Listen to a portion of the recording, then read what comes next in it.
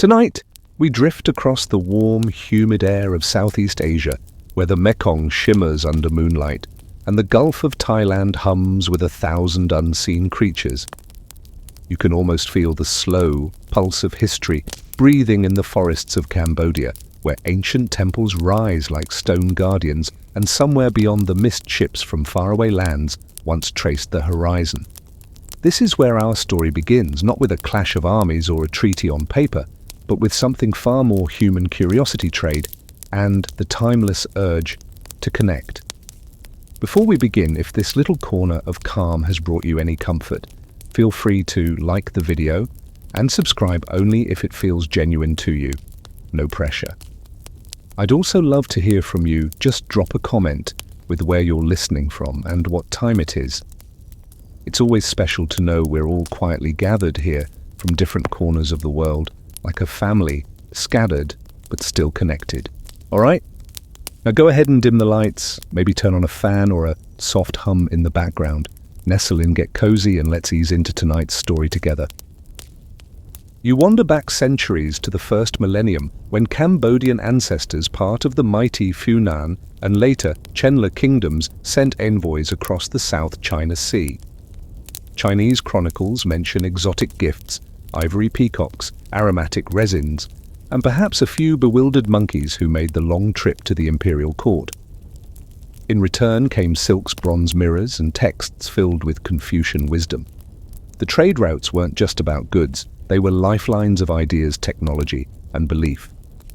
Chinese scribes, meticulous as always, noted that Funan kings dressed in Indian-style robes but eagerly adopted Chinese bureaucratic practices, a mix of influences that historians still puzzle over. Did this blending make Funan stronger, or did it dilute its own traditions? The debate hums on in academic corridors as endless as the cicadas outside your window. As centuries passed, Cambodia's Angkor Empire bloomed like a lotus, and even at its peak under kings like Suryavarman II, the whispers of Chinese influence lingered. Envoys traveled to the Song court bearing tribute not just as a political obligation, but as a show of prestige. Imagine trudging through thick jungles, then crossing the South China Sea in fragile wooden ships carrying messages written on palm leaves. You would have felt the salt on your lips, the wind tugging your hair, and maybe the creeping fear of pirates who, as one Chinese record claims, were so bold they demanded tolls from passing kings. The ties were never one way. Chinese settlers quietly mingled into Cambodian society, marrying locals, setting up shops, and introducing new farming techniques. You picture a farmer kneeling in a muddy rice paddy, whispering thanks to the Chinese for improved irrigation tools, while his children munch on something like the ancestor of today's noodles. And then there were stories like one quirky legend of a dragon princess marrying a foreign merchant, symbolizing the merging of cultures. Scholars still argue whether this was folklore or a coded memory of early intermarriage between elites, but either way it lingers like incense smoke. By the 13th century, when Marco Polo passed through the region, he described bustling markets where Chinese ceramics clinked against Khmer bronzeware, proof that these connections were alive and thriving. You can almost hear the chatter, smell the spices, and see traders from both worlds haggling under the hot sun. Despite occasional storms, both literal and political, the Cambodian-Chinese link endured. It was a dance of give and take, of cautious diplomacy and shared survival, weaving a relationship so old it feels like it belongs to the land itself. And as you settle deeper under your blanket, you realize this ancient bond, built on trade winds and temple bells, would one day shape how the two nations face challenges far bigger than either could have imagined. The roots were there, buried but strong, ready to grow whenever history called. You now find yourself aboard the towering treasure ships of the Ming dynasty, their sails swelling like the chests of proud birds as they slice across the waves. It is the early 15th century, and the famous Admiral Zheng He commands a fleet so immense that villagers in coastal Cambodia must have gawked as the horizon filled with wood and silk and the roar of drums.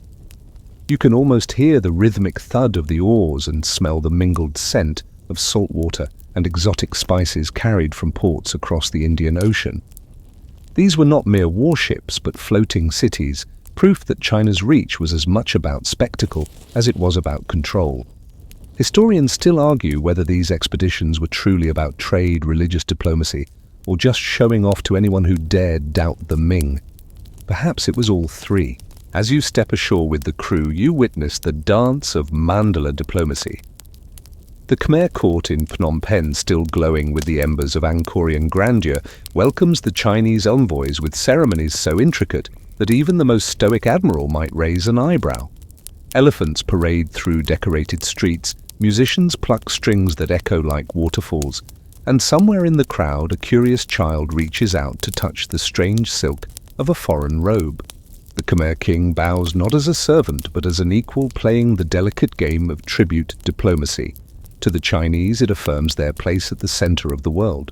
To the Khmers it is a way to secure protection and trade without inviting the wrath of larger powers. You see, this was the beauty of the mandala system. Every player could pretend they were the one in control. Trade flourishes during these exchanges. Porcelain bowls so smooth they almost sing. When you tap them, travel inland to Cambodian markets while jungle spices, gold dust, and aromatic woods find their way into Chinese palaces. A quirky tidbit hides in the records. Apparently one Ming envoy was so enchanted by Cambodian sugar palm wine that he described it as liquid sunlight and carried a stash back home, only to have it confiscated by customs. Yes, bureaucracy has been ruining souvenirs for centuries. Despite this warm glow of connection, storms brewed far away. The power of Angkor began to wane as internal strife and external pressures chipped away at its dominance. Meanwhile, the Ming dynasty, mighty as it was, soon pulled back from its grand voyages, focusing instead on domestic stability. The treasure ships stopped coming, their hulls rotting in forgotten shipyards, and with them the vibrant hum of exchange slowed. Still, even as direct contact faded, the cultural currents kept flowing. Chinese ceramics continued to appear in Cambodian households, and Khmer artisans incorporated Chinese motifs into their craft, blending them seamlessly with their own. You picture a quiet scene, a Cambodian potter shaping clay, humming a tune while glancing at a porcelain bowl brought by some trader years ago, copying its curves but adding his own carved lotus patterns. It's a small act, but it carries the essence of how civilizations learn from one another, subtle human enduring. The memory of these centuries-old ties did not vanish, it simply lay dormant like seeds waiting for rain. Every generation kept a fragment alive in a story, told at dusk in a recipe passed down in the name of a village with Chinese roots. You sense how these early gestures of diplomacy and trade planted something deep, something that neither colonial conquests nor modern geopolitics would ever fully erase. And so as the stars glitter above those old trade routes, you realize the foundations were set for a relationship that could weather storms, change shapes, and survive into the modern age, ready to face whatever trials history had in store. You drift forward to the 16th and 17th centuries, when the winds of European ambition swept into Southeast Asia like an uninvited guest who not only rearranges your furniture but also charges you rent. The Portuguese, Dutch, and later the French carved their way into the region, lured by spices and power, and the once fluid networks of Asian trade were suddenly choked by cannon smoke and colonial regulations. You can almost hear the clang of European coins replacing the clink of Chinese ceramics in Cambodian markets. The old routes that once pulsed with Khmer and Chinese exchanges began to falter, and the mandala world of flexible diplomacy gave way to rigid colonial borders. In Cambodia, this was a time of fragility. After Angkor's fall to Siamese forces in the 15th century, the Khmer kingdom found itself caught in a vice between powerful neighbors, Thailand to the west and Vietnam to the east. The French would later tighten this squeeze, arriving with missionary soldiers and an almost comical sense of cultural superiority. Historians still argue whether Cambodia willingly embraced French protection as a lifeline, or whether it was more like being rescued by someone who also handcuffs you. Either way, by the mid-19th century, Cambodia had become part of French Indochina, and the old ties with China seemed to fade into the mist. But they never completely disappeared. Chinese migrants continued to trickle into Cambodia even under colonial rule, setting up businesses, marrying locals, and becoming an essential part of the urban economy. You can picture a narrow street in Phnom Penh during the 1880s. French colonial officers swaggering past Khmer vendors, selling sticky rice, and Chinese shopkeepers offering everything from imported tea to silk fans. The French, suspicious yet dependent on the Chinese merchant class, taxed them heavily while also using their networks to grease the wheels of trade. It was a delicate balance with occasional flare-ups, but it ensured that the Chinese presence remained firmly woven into Cambodian life. Here's a quirky detail you might enjoy. In some areas, Chinese opera troupes toured through Cambodian villages, performing dazzling shows under makeshift tents. Villagers, even those who didn't understand a single word, gathered to watch the swirling costumes and acrobatics, treating it as both entertainment and a peek into another world. Some Khmer children, inspired by the performances, would later mimic the stylized gestures at home, mixing them with their own traditional dance moves. This cultural exchange wasn't in textbooks, but it lived in the laughter of those evenings. Meanwhile, the French grip tightened. They reorganized Cambodia's administration, built roads, and extracted resources, all while preaching about civilization. You sigh because you know how this story goes. For Cambodia, colonialism was a double-edged sword, a forced modernization that also eroded sovereignty. And for China, reeling from its own humiliations at the hands of Western powers, the Opium Wars, the unequal treaties, the idea of helping old allies was pushed aside by sheer survival. Two nations that once traded as equals now faced their struggles separately, each bruised by foreign domination. Yet beneath the surface, a quiet resilience lingered. Chinese merchants in Cambodia maintained ties to southern China, sending back news goods and even whispers of revolution. Some families became intermediaries between Khmer peasants and colonial authorities, a role that earned both resentment and reliance. And when you lean closer, you can hear in their letters a longing for the old days of partnership, a time when Cambodia and China worked together without foreign overseers meddling in every deal. So as the colonial clock ticked on, the bond thinned but never snapped. Like an old friendship strained by distance, it survived in small acts of memory. A bowl passed down a word, borrowed a tune, hummed. And you know, because you're nestled here in the dark, listening to history, breathe that this thread, though frayed, was strong enough to be pulled again when the storms of the 20th century arrived. You float now into the mid-20th century, when the world seems to be splitting down the Middle East versus West, red flags fluttering against blue ones and everyone forced to pick a side. Cambodia, newly independent from French rule in 1953 under the elegant but cunning King Norodom Sihanouk, tries to stand proudly neutral. You watch him strut onto the international stage, balancing diplomacy like a circus performer on a tightrope, smiling at both Washington and Beijing, while whispering to Moscow on the side. Historians still argue whether his neutrality was brilliance or naivety, but either way it bought Cambodia a brief window of calm. China, meanwhile, under Mao Zedong, was roaring back from the ashes of colonial humiliation, waving the banner of revolution and offering support to anti-imperialist movements worldwide. Naturally, Beijing took a keen interest in Cambodia, seeing in it both a friend and a strategic chess piece. Chinese aid flowed into Phnom Penh in the form of loans advisors and even construction projects. There's still a stadium in Cambodia built by the Chinese during the 1960s, a concrete reminder of friendship carved into the skyline. You can almost hear the echo of footsteps in that stadium at night, where history whispers through empty seats.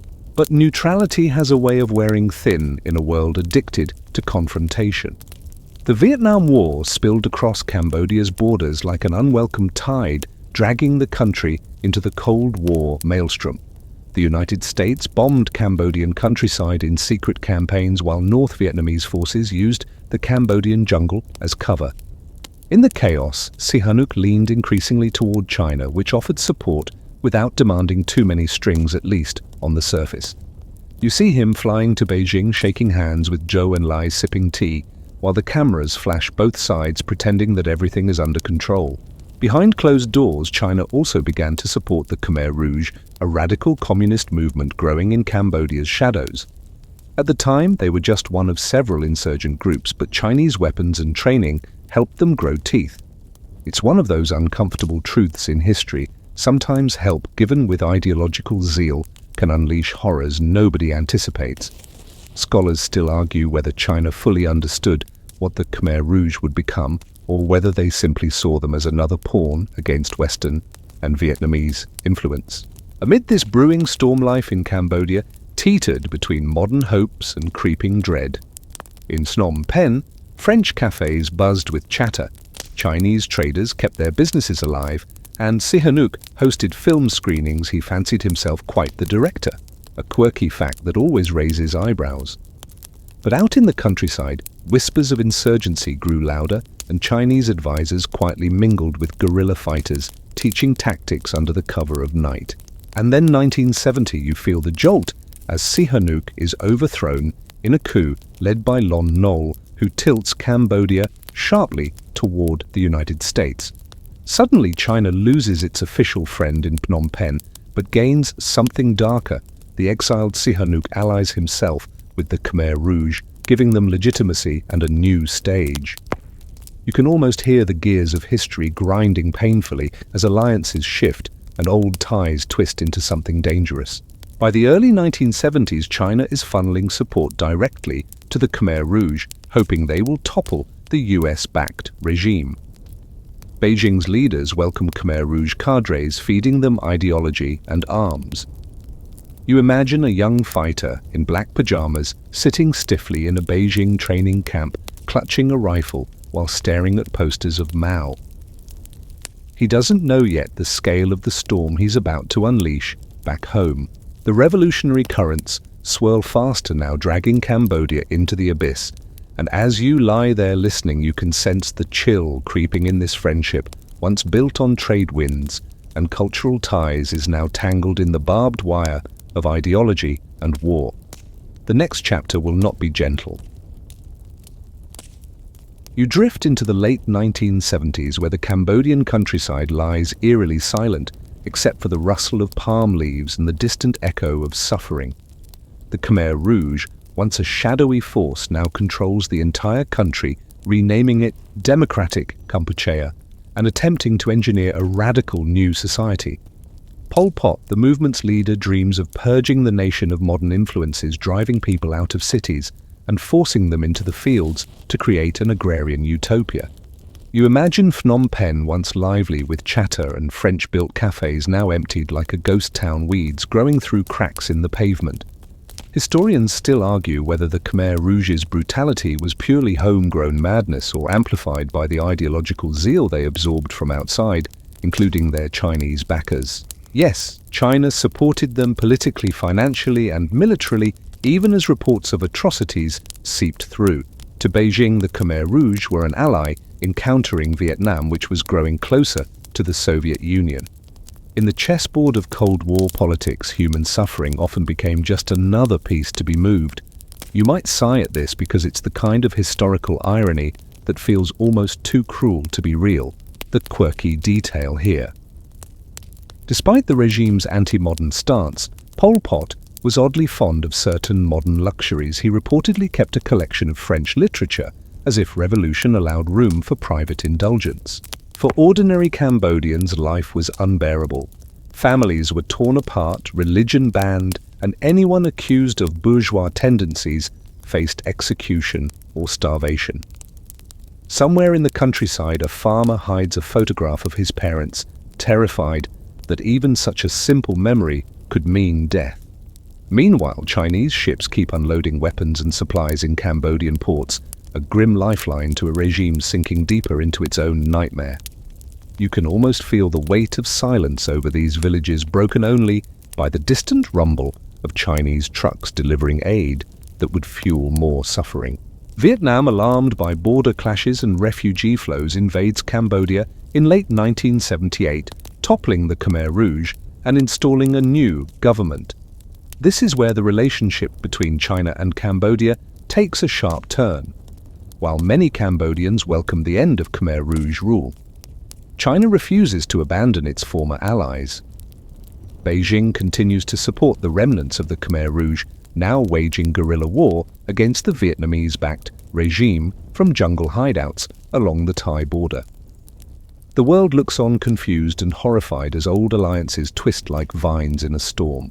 The 1979 Chinese invasion of Vietnam, launched as a punishment for Hanoi's actions in Cambodia, is another layer of this tangled story. You picture troops marching through rugged terrain, the clash of two communist giants over a small nation already bleeding. The war lasts only weeks, but its message is loud. China is willing to flex its muscles to defend its interests, even if Cambodia itself is left smoldering in the crossfire of great power rivalries. In those years after the Khmer Rouge fell, Cambodia became a pawn in the larger Cold War game. The United Nations, swayed by diplomatic maneuvering, allowed the Khmer Rouge to keep Cambodia's seat despite their crimes, while China lobbied to ensure its influence remained. It's one of those facts that makes you frown in disbelief: genocidal leaders still representing a country on the world stage, all because geopolitics trumped morality. Yet amid this darkness, small sparks of resilience glowed. Cambodian communities, scattered by war, began to rebuild in refugee camps, schools slowly reopened, and whispers of a different future stirred. Even as China kept its ties with the Khmer Rouge, it also started signaling a willingness to engage with other Cambodian factions, hedging its bets for the day the winds shifted. And as you sink deeper into your pillow, you can sense the heavy shadow this period casts over Cambodia's relationship with China. It's a shadow shaped by both aid and betrayal, by survival and politics, by a history too complicated to fit neatly into good or evil. But shadows don't last forever. They move, they change, and as you will soon hear, the dawn of the 1990s began to wash new light over this fragile bond. You drift forward to the 1990s and the air feels lighter, though still heavy with the scent of ashes. Cambodia, shattered by decades of war and genocide, now finds itself at a crossroads. The Vietnamese troops who had occupied the country since ousting the Khmer Rouge finally withdraw in 1989, leaving behind a fragile government and a nation desperate to heal. The Paris peace agreements of 1991 mark a turning point as global powers and Cambodian factions sign on to a vision, perhaps naive, perhaps hopeful, of national reconciliation. You can almost hear the pens scratching on paper, a small sound against the roar of history. China steps back into the scene with a mix of caution and calculation. During the 1980s, Beijing had continued to support the Khmer Rouge insurgency against the Vietnamese-backed regime, but now, with the Cold War ending, it shifts strategy. Instead of funneling weapons into the jungle, China begins sending envoys, aid packages, and offers of economic assistance. Historians still argue whether this change was driven by genuine concern for Cambodia's recovery or simply by the new realities of global politics. Probably both, after all nations rarely move without a mix of ideals and interests. In Phnom Penh, life flickers back. The United Nations Transitional Authority in Cambodia, UNTAC, arrives, its blue helmets a surreal sight, against the dusty streets, working to organize elections and disarm warring factions. Chinese diplomats quietly walk those same streets, opening channels with leaders old and new. You imagine a Chinese official sipping tea with Hun Sen, who by then is already rising as Cambodia's dominant figure, discussing rebuilding, while both men carefully avoid mentioning the awkward past. Aid starts flowing: medical supplies, agricultural support, and training programs. China offers scholarships for Cambodian students to study abroad, planting seeds for a new generation of Thais. There's even a quirky anecdote from this period about Chinese engineers helping repair a Phnom Penh bridge so quickly that locals joked they must have brought magic bamboo. Whether true or not, it reflects how visible China's presence was becoming again. At the same time, Chinese communities inside Cambodia, long subject to suspicion during the Khmer Rouge era, re-emerge into public life. Shops reopen, dragon dances return to festivals, and Mandarin echoes once more in Phnom Penh's markets. You can almost see the red lanterns swaying gently in the night breeze, a symbol that the past, while painful, cannot erase identity. Military cooperation also slowly resumes, albeit quietly. China begins providing training to Cambodian officers and supplying equipment, steps that many outsiders either miss or underestimate. These were not grand gestures like the days of Zheng He's fleets, but they were deliberate moves, stitching together a partnership that would only grow stronger. Yet even as ties warmed, Cambodia remained wary. Memories of Chinese support for the Khmer Rouge lingered like a scar, and some factions hesitated to fully trust Beijing. Hun Sen, ever the strategist, balanced relations with multiple powers, welcoming aid from China while also courting Western donors.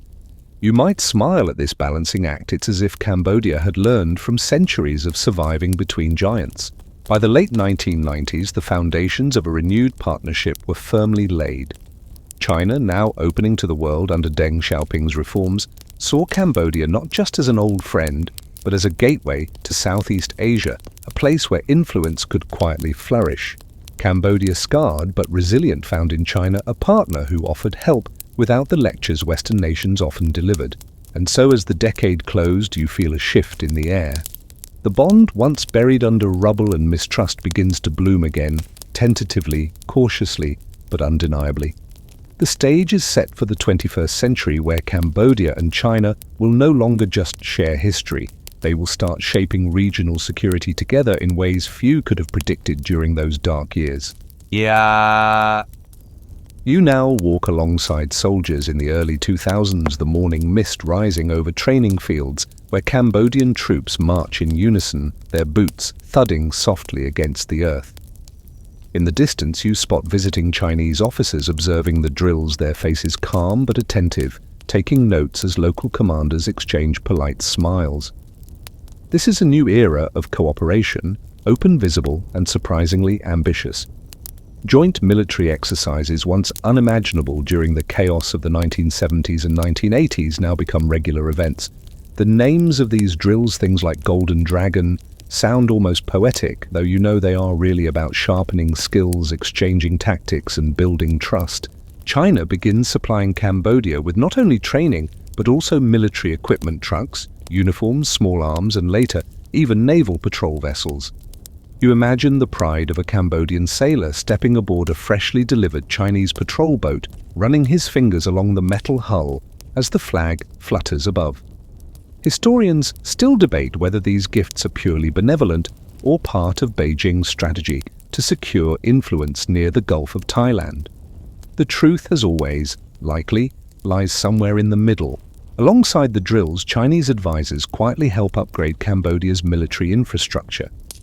Bases receive new equipment, communication networks improve, and Cambodian officers are invited to Chinese academies to study strategy. The quirky tidbit here: some Cambodian cadets sent to China reportedly struggled with the cold winters.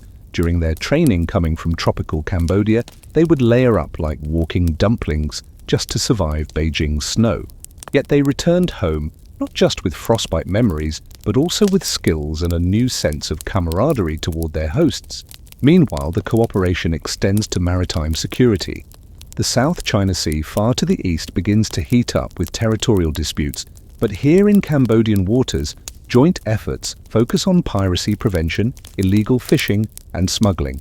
You picture a Cambodian Coast Guard vessel gliding beside its Chinese counterpart, both crews scanning the horizon for suspicious boats, occasionally waving to one another across the water. It's a small gesture, but it speaks volumes about growing trust. These joint activities are not without controversy. Some ASEAN members and Western observers grumble, accusing Cambodia of tilting too far toward Beijing. They warn that Chinese influence might come at the expense of regional neutrality. Cambodian leaders, however, shrug off the criticism, arguing that every nation has the right to choose its partners. For Cambodia, China offers consistent support without the endless strings of Western aid, and that matters in a world where survival often depends on practical choices. Beyond drills and patrols, cultural exchanges between military personnel also blossom. Chinese officers attend Cambodian ceremonies, while Cambodian soldiers visit Chinese memorials, paying respects to shared histories of struggle. Somewhere over a shared meal of noodles and fish soup, friendships are forged that no policy paper can capture. You can almost hear the laughter as a Chinese officer tries to eat prahok, Cambodia's famously pungent fermented fish paste, and fails miserably, proof that even the strongest partnerships have their humorous moments. Through these years, the Cambodian military slowly modernizes not to rival any major power, but to ensure its own stability. China's role in this process becomes undeniable, shaping how Cambodia sees itself in the region's security landscape. And as you watch the soldiers continue their drills under the soft afternoon sun, you feel the quiet rhythm of a partnership marching forward step by step towards something larger than either side fully realizes yet. The groundwork has been laid not just for security cooperation, but for a deeper alignment, one that will spill into trade, infrastructure, and diplomacy. The roar of jets overhead fades into the hum of engines at construction sites, and you know the next chapter is not only about soldiers, but about roads, ports, and the invisible threads tying security to development. You drift into the 2010s, where the hum of engines replaces the echo of marching boots. Roads stretch across the Cambodian countryside like new veins pumping life into forgotten corners, and at the heart of this transformation stands China's Belt and Road Initiative. You can almost smell the fresh asphalt as Chinese-funded highways cut through rice paddies, linking remote villages to bustling cities. Ports are expanded, railways refurbished, and dams rise on rivers where only wooden canoes once floated.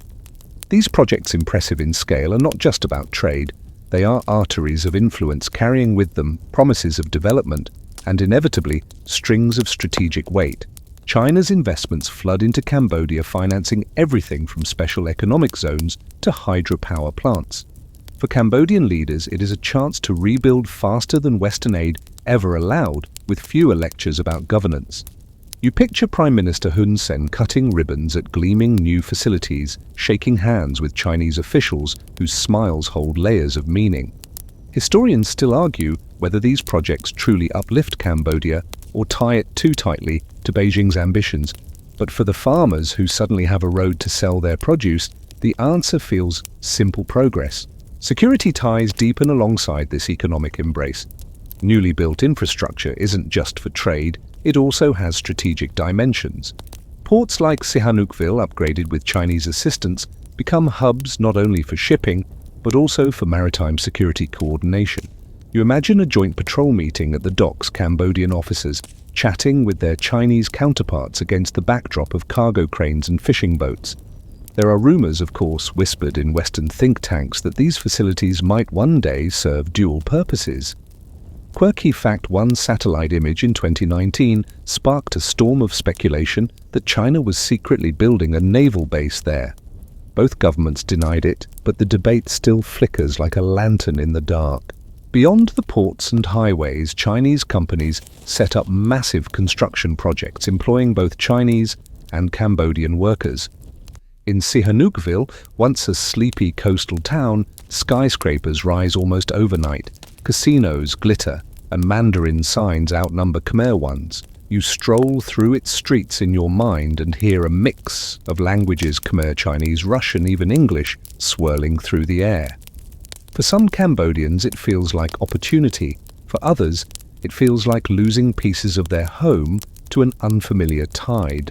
Security cooperation also expands into new domains. Cybersecurity agreements are signed, surveillance systems upgraded, and joint training sessions now include police forces and border control. Somewhere in Phnom Penh's police headquarters, Chinese technicians quietly show their Cambodian counterparts how to operate advanced monitoring software. This too sparks debate: is it help in fighting crime or a doorway to surveillance? The answer depends on who you ask. As the partnership tightens, Cambodia often takes positions in regional forums that align closely with Beijing's interests, especially on the sensitive South China Sea disputes. While other ASEAN members voice concerns about Chinese actions, Cambodia frequently downplays the tensions, earning both praise from China and criticism from its neighbors. You can almost picture ASEAN meetings where Cambodian diplomats sit calmly while whispers swirl around the room, their stance firm but quietly controversial. The quirky details of this era are not just in the politics but in the human stories. Cambodian students flock to Chinese universities, returning home with fluent Mandarin and a taste for hot pot. Chinese tourists flood Angkor Wat snapping photos so fast that local guides joke they need to train to keep up. At street stalls, noodles with Sichuan spice now share the menu with traditional Khmer soups, a culinary reminder of intertwined futures. By the close of the decade, Cambodia is no longer just rebuilding. It is reshaping itself with Chinese steel, Chinese loans, and Chinese partnership in every layer of its security and economy. The ties are now so thick they hum like power lines overhead, sparking both opportunity and unease.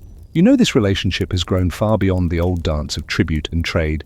It is now a tightrope where Cambodia walks with China's hand, balancing between prosperity and dependence. And as the night deepens, you feel the stage shifting toward even more complex terrain, where security cooperation will meet the challenges of geopolitics head-on, and where Cambodia's choices will ripple far beyond its borders. You step into the heat of regional summits in the 2020s, where air-conditioned halls hide the tension bubbling beneath polite smiles. Cambodia now stands as one of China's closest partners in Southeast Asia, and that closeness radiates during ASEAN meetings, especially whenever the South China Sea is mentioned. While Vietnam, the Philippines, and others push back against Beijing's expansive claims, Cambodia often plays the role of the quiet ally, softening statements, delaying consensus, or simply refusing to endorse measures China dislikes. Historians still argue whether this is loyalty, pragmatism, or strategic hedging, but everyone notices. It's as if Cambodia has chosen to lean into the storm rather than fight it. This position brings both rewards and risks. China showers Cambodia with military aid, economic investments, and political backing, ensuring that Phnom Penh feels secure under its umbrella. Yet in the same breath, other ASEAN nations grow wary, suspecting Cambodia of undermining regional unity. You can almost see the sidelong glances in those conference rooms where diplomats sip coffee while mentally recalculating alliances. A quirky moment from one summit, Cambodian officials were spotted chuckling as reporters struggled to frame questions about ASEAN unity without sounding sarcastic. Sometimes humor is the only way to break the tension. Security cooperation also takes on a new edge. Joint exercises grow in complexity, involving not just soldiers but cyber teams and counterterrorism units. Chinese funding helps modernize Cambodian facilities, from air bases to radar systems, and whispers circulate about whether Beijing might one day secure permanent access to strategic sites. The infamous 2019 rumors about a secret Chinese naval presence at Ream Naval Base still haunt conversations.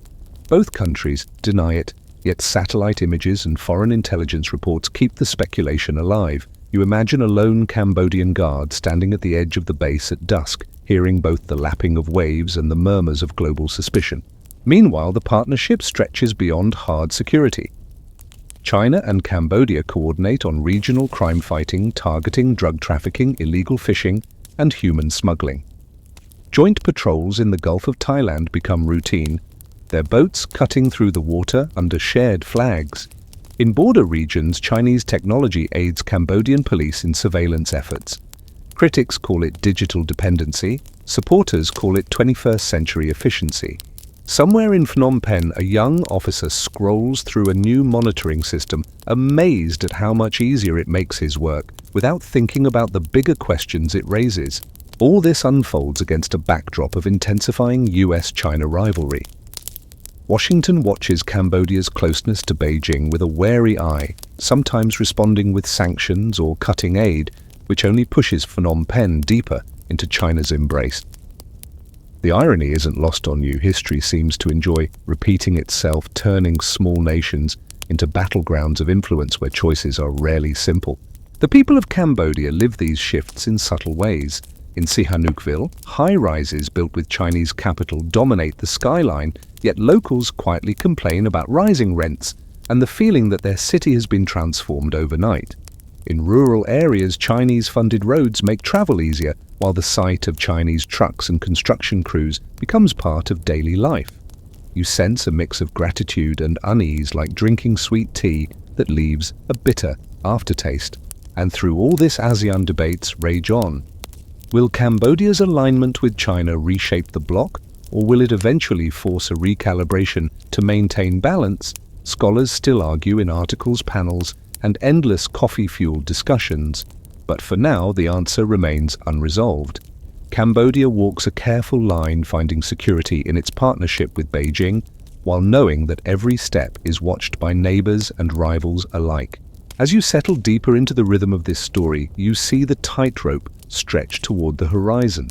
The partnership has endured centuries of change, yet the challenges ahead are unlike any before. The whispers of cyber threats, shifting alliances, and global rivalry grow louder, and you know the final chapter will reveal whether this bond remains a shielded chain or something entirely new. You now drift into the present day, where Cambodia and China face a world brimming with unpredictable threats. The roar of jets and clatter of tanks still matter, but the new battlegrounds are quieter, hidden in lines of code, creeping across borders unseen and slipping into the cracks of society. Cybersecurity emerges as a pressing concern, and Cambodia, with its still developing infrastructure, turns to China for help.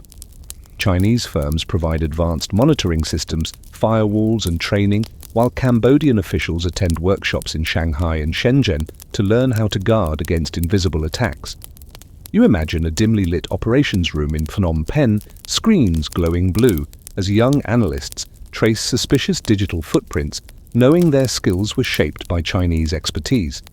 Historians still debate whether this partnership strengthens Cambodia's autonomy or subtly increases China's sway over its digital landscape.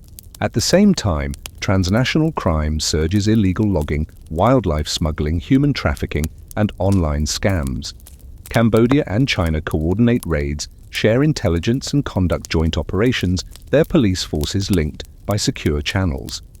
In one quirky case, Cambodian and Chinese officers teamed up to bust a massive cybercrime ring operating out of a luxury villa, only to find the suspects had left behind a stash of bizarre trophies, including a golden karaoke microphone. These stories, equal parts dramatic and absurd, reveal how cooperation now stretches far beyond traditional borders. The challenges are not only about threats, but also about perception. Cambodia's growing dependence on China draws criticism from Western powers and neighboring states who fear Phnom Penh may one day act less like an independent actor and more like an extension of Beijing's will. Hun Sen, as always, brushes off such accusations, emphasizing that Cambodia chooses its own path. You can almost hear the defiant tone in his speeches, a mix of pride and calculated diplomacy. Yet the partnership is not static. It adapts. Military drills continue under the Golden Dragon series, now featuring anti-terrorism and humanitarian rescue scenarios.